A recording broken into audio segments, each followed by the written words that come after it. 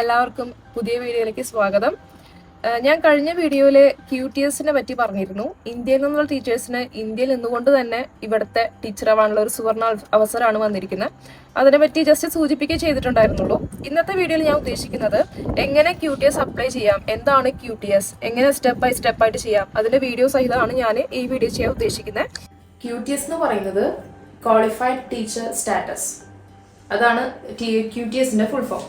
നമ്മളിവിടെ ഇപ്പോൾ ഇന്ത്യയിൽ നിന്ന് അപ്ലൈ ചെയ്യുക, ഓൺലൈനായിട്ട് അപ്ലൈ ചെയ്യുക എന്ന് പറയുന്നത് നമ്മളിവിടെ നേരിട്ടൊരു ടീച്ചർ ആവാൻ ഒരു പോസ്റ്റിലേക്ക് അപ്ലൈ ചെയ്യുക, ജോലിക്ക് വേണ്ടി നേരിട്ട് അപ്ലൈ ചെയ്യുക, അതല്ല സംഭവം. നമ്മൾ ആദ്യം QTS, അതായത് നമ്മൾ QTSന് എന്താ പറയുക, QTS എലിജിബിൾ ആണ്, നമുക്ക് ആ ഒരു ക്വാളിഫിക്കേഷൻ ഉണ്ട്. ഇവിടെ ടീച്ചർ ആവണമെങ്കിൽ QTS നിർബന്ധമാണ്. നമ്മൾ QTS എലിജിബിൾ ആണ്, നമുക്ക് അതിനുള്ള ഈക്വാലിറ്റി ക്വാളിഫിക്കേഷൻ നമുക്ക് എല്ലാം ഉണ്ട്. അത് നമ്മൾ ആദ്യം പ്രൂവ് ചെയ്യും. ഒരു റെഫറൻസ് നമ്പർ നമുക്ക് കിട്ടും. അതാണ് നമ്മൾ ഫസ്റ്റ് പ്രോസസ്സ്. അത് ക്ലിയർ ചെയ്ത് കഴിയുമ്പോഴാണ് നമുക്ക് സ്കൂളുകളിലേക്ക് നമുക്ക് അപ്ലൈ ചെയ്യാൻ പറ്റുക. അപ്പോഴാണ് നമ്മൾ ജോലിക്കായിട്ട് അപ്ലൈ ചെയ്യുന്നത്. അപ്ലൈ ചെയ്യേണ്ട ലിങ്ക് ഞാൻ ഡിസ്ക്രിപ്ഷനിൽ കൊടുത്തിട്ടുണ്ട്. ആ ലിങ്ക് ഓപ്പൺ ചെയ്യുമ്പോൾ ഇങ്ങനൊരു വിൻഡോ ആണ് ഓപ്പൺ ചെയ്ത് വരുന്നത്. അതിൽ നമ്മൾ ആദ്യം സൈൻ ഇൻ ചെയ്യണം. അതിനായിട്ട് ഇമെയിൽ അഡ്രസ്സ് ടൈപ്പ് ചെയ്യുക, കണ്ടിന്യൂ കൊടുക്കുക. അടുത്ത question, in which country are you currently recognised as A teacher എന്നുള്ള ക്വസ്റ്റ്യൻ ആണ്. നമ്മൾ ഇന്ത്യയിൽ നിന്നാണ് എല്ലാ ക്വാളിഫിക്കേഷനും കംപ്ലീറ്റ് ചെയ്തിരിക്കുന്നത്, ഇന്ത്യൻ ടീച്ചറാണ്. സോ ഇന്ത്യ കൊടുക്കുക, കണ്ടിന്യൂ ചെയ്യുക. നമ്മൾ ഈ ടീച്ചിങ് ക്വാളിഫിക്കേഷനൊക്കെ ഇന്ത്യയിൽ നിന്ന് തന്നെയല്ലേ കംപ്ലീറ്റ് ചെയ്തേ എന്നുള്ള ക്വസ്റ്റ്യൻ ആണ്. യെസ് കൊടുക്കുക, കണ്ടിന്യൂ ചെയ്യുക. നമുക്കൊരു യൂണിവേഴ്സിറ്റി ഡിഗ്രി ഉണ്ടോ എന്നാണ് ക്വസ്റ്റ്യൻ. നമ്മളെല്ലാം ഡിഗ്രി കഴിഞ്ഞിട്ടുള്ളതായിരിക്കും, അതുകൊണ്ട് യെസ് കണ്ടിന്യൂ ചെയ്യുക. പിന്നെ 11 years ചിൽഡ്രൻസിനെ പഠിപ്പിക്കാൻ ക്വാളിഫൈഡ് ആണോ, അത് യെസ് കൊടുത്തു, കണ്ടിന്യൂ. ഇനി ഇവിടെ നമുക്ക് കുറേ സബ്ജക്ട്സ് കൊടുത്തിട്ടുണ്ട്. ഈ തന്നിരിക്കുന്ന സബ്ജക്ട്സ് പഠിപ്പിക്കാൻ നമ്മൾ ക്വാളിഫൈഡ് ആണോ എന്നാണ് അടുത്ത ക്വസ്റ്റ്യൻ. ഈ സബ്ജക്റ്റ് ഉള്ള ടീച്ചേഴ്സിന് മാത്രമേ നമുക്കിവിടെ ഈ QTSന് അപ്ലൈ ചെയ്യാൻ പറ്റുള്ളൂ. ഇതിൽ നമ്മൾ എത്ര നാൾ വർക്ക് ചെയ്തിട്ടുണ്ട് എന്നാണ് ചോദിക്കുന്നത്. അണ്ടർ 9 months എന്ന് കൊടുത്തു കഴിഞ്ഞാൽ നമുക്ക് പിന്നെ റിസൾട്ട് വരുന്നത് നിങ്ങൾ എലിജിബിൾ അല്ല QTSന് എന്നാണ് കാണിക്കുന്നത്. അപ്പോൾ 9 months താഴെയാണെങ്കിൽ നമുക്ക് അപ്ലൈ ചെയ്യാൻ പറ്റില്ല. അടുത്തതിൽ എന്തെങ്കിലും റെസ്ട്രിക്ഷൻ ഉണ്ടോ എന്നാണ് ചോദിക്കുന്നത്. നമുക്ക് വല്ല ക്രിമിനൽ റെക്കോർഡ്സോ ജോലി ചെയ്യാൻ വല്ല തടസ്സങ്ങളോ അങ്ങനത്തെ ക്രിമിനൽ റെക്കോർഡ്സിൻ്റെ ചെക്കിംഗ് ആണ് അവർ ഉദ്ദേശിക്കുന്നത്. അതിൽ നമ്മൾ നോ കൊടുക്കുന്നു, കണ്ടിന്യൂ കൊടുക്കുന്നു.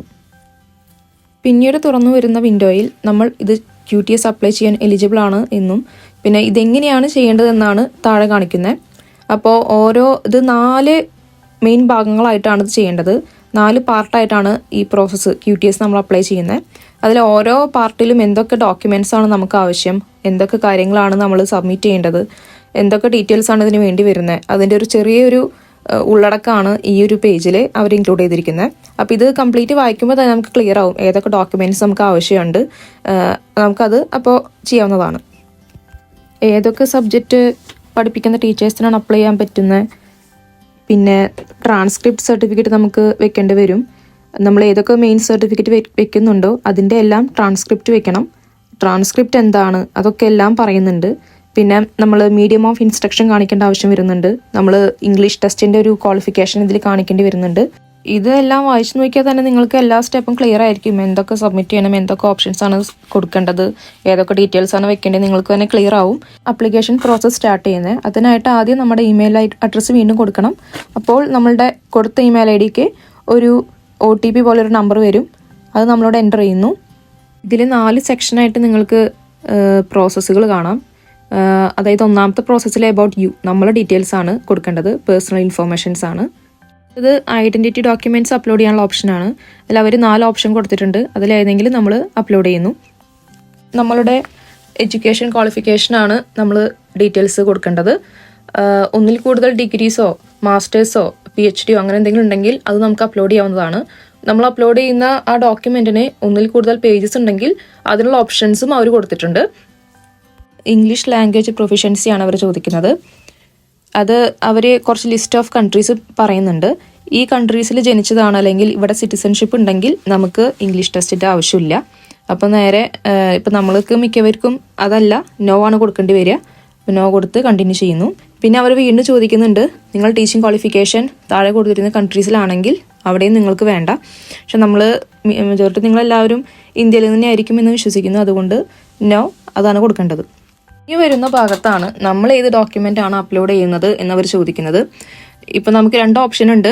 ഒരെണ്ണം medium of instruction MOI letter നമ്മൾ ഡിഗ്രി അല്ലെങ്കിൽ BEdോ ടീച്ചിങ് ക്വാളിഫിക്കേഷൻ ചെയ്തോ ഡിഗ്രി ചെയ്ത ആ ഒരു കോളേജിൽ നിന്ന് നമുക്ക് അവർ മീഡിയം ഓഫ് ഇൻസ്ട്രക്ഷൻ ലെറ്റർ നമുക്ക് പ്രൊവൈഡ് ചെയ്യും. ഞാൻ അതാണ് വെച്ചത്.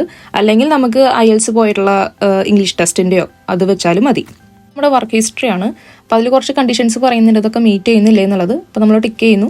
പിന്നെ ഓരോ സ്കൂളാണെങ്കിൽ അത് വേറെ വല്ല എക്സ്പീരിയൻസ് ഉണ്ടെങ്കിൽ അത് നമുക്ക് ആഡ് ചെയ്യാം. ഓരോ പേജ് കഴിയുമ്പോൾ നമുക്ക് അഡീഷണൽ എന്തെങ്കിലും ആഡ് ചെയ്യുന്നുണ്ടെങ്കിൽ അത് ചെയ്യാനുള്ള ഓപ്ഷൻസ് ഉണ്ട്.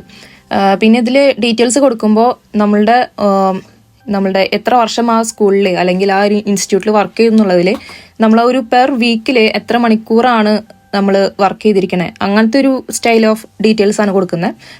ഒരിക്കൽ ആപ്ലിക്കേഷൻ സ്റ്റാർട്ട് ചെയ്ത് കഴിഞ്ഞാൽ 6 മാസത്തിനകം നമുക്ക് കംപ്ലീറ്റ് ചെയ്താൽ മതി. അതുകൊണ്ട് തന്നെ നമുക്ക് സേവ് ആൻഡ് സൈൻ ഔട്ട് എന്നുള്ള ഓപ്ഷൻ നമുക്ക് ഉപയോഗിക്കാവുന്നതാണ്.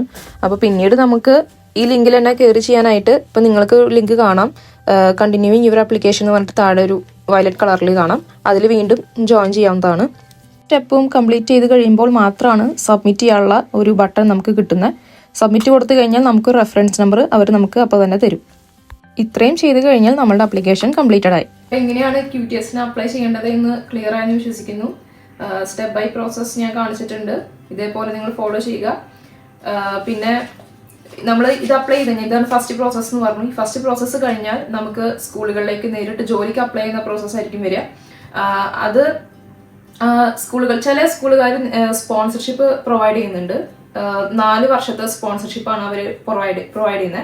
എല്ലാ സ്കൂളുകളും ഇല്ല, കുറച്ച് ലിസ്റ്റ് ഓഫ് സ്കൂളുകൾ അവർ പറയുന്നുണ്ട്. ഇത് അപ്ലൈ ചെയ്യുന്നവർക്ക് ലിങ്കിന്റെ കാര്യത്തിൽ സംശയം ഉണ്ടെങ്കിൽ ഞാൻ ലിങ്ക് ഡിസ്ക്രിപ്ഷനിൽ കൊടുത്തിട്ടുണ്ട്, അത് ഫോളോ ചെയ്യാം. പിന്നെ ഇത് അപ്ലൈ ചെയ്ത് കഴിഞ്ഞാൽ ഈ പ്രോസസ് QTS അപ്ലൈ ചെയ്ത് കഴിഞ്ഞാൽ 4 മാസം കഴിയുമ്പോഴാണ് അവർ നെക്സ്റ്റ് പ്രോസസ് അവരുടെ ഭാഗത്ത് നിന്ന് റെസ്പോൺസ് കിട്ടുക എന്ന് പറയുന്നുണ്ട്. നിങ്ങൾ ആപ്ലിക്കേഷൻ സ്റ്റാർട്ട് ചെയ്തിട്ട് 6 മാസത്തിനുള്ളിൽ കംപ്ലീറ്റ് ചെയ്താൽ മതിയാവും.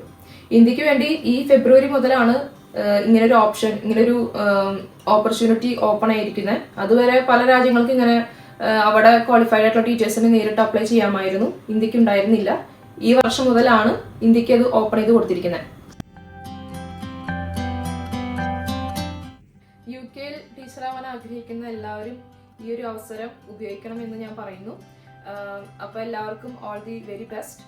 നമുക്ക് അടുത്ത വീഡിയോയിൽ വീണ്ടും കാണാം. അതുവരേക്കും ബൈ.